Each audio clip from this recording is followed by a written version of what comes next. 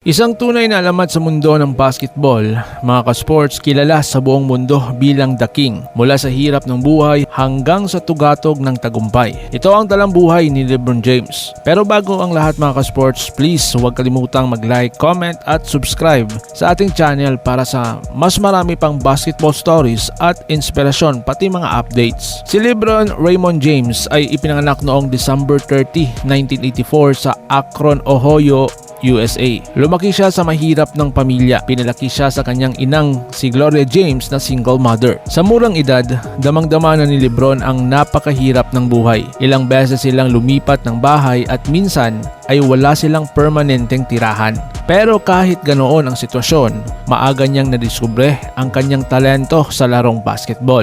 Nang pumasok si LeBron sa St. Vincent St. Mary High School, agad siyang napansin dahil sa kakaibang galing. Sa edad niyang 17 years old, itinampok na siya sa Sports Illustrated na may pamagat na The Chosen One. Umani siya ng atensyon mula sa buong Amerika at akala mo college player na agad. Sa high school pa lang parang NBA ready na siya. May shooting, passing, rebounding at leadership skills. Tila isinalang para sa basketball.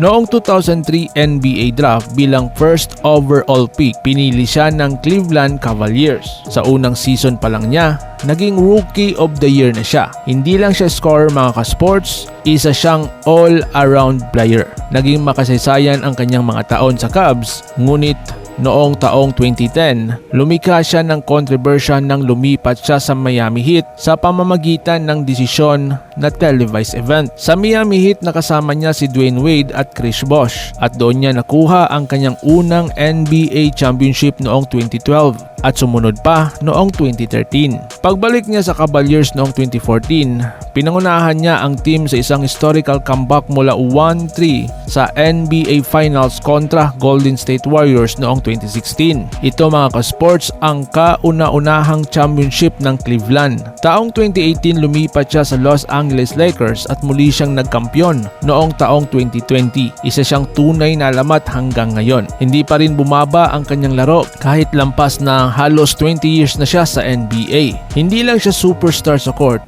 isa rin siyang philanthropist. Itinatag niya ang I Promise School para sa mga batang mahihirap. May sarili rin siyang negosyo sa media, fashion at film production. Sa edad na 39, aktibo pa rin siya at naging kauna-unahang NBA player na nakapuntos ng higit 40,000 career points at isa siyang itinuring na GOAT, meaning, mga ka-sports, greatest of all the time. Mula sa kahirapan hanggang sa pagiging alamat, si LeBron James ay isang tunay na inspirasyon, mga ka-sports. Anong parte ng kanyang buhay ang pinaka tumatak sa iyo? I-comment mo sa ibaba at huwag kalimutang i-like, share at subscribe para sa mas marami pang kwento ng tagumpay. So paano? Ingat po kayo.